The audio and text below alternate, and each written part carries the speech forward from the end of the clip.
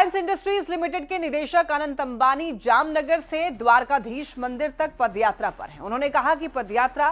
जामनगर में उनके घर से द्वारका तक है और ये पिछले 5 दिनों से चल रही है और हम 2-4 दिनों में पहुंच जाएंगे।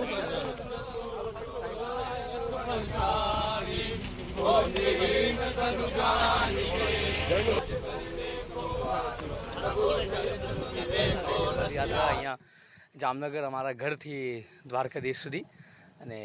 બસ આ બધાના આશીર્વાદ રહે અને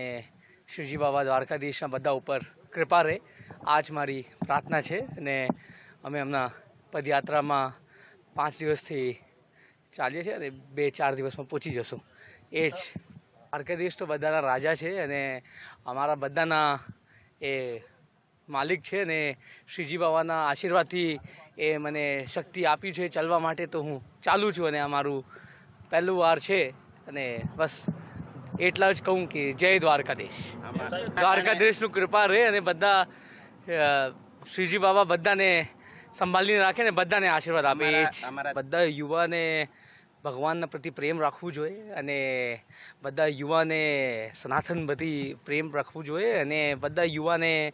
બસ એ જ મારી બધા યુવાને એક મેસેજ મોકલાવું છું મારા ભાઈઓ અને મારા મિત્રોને કે આપ બધા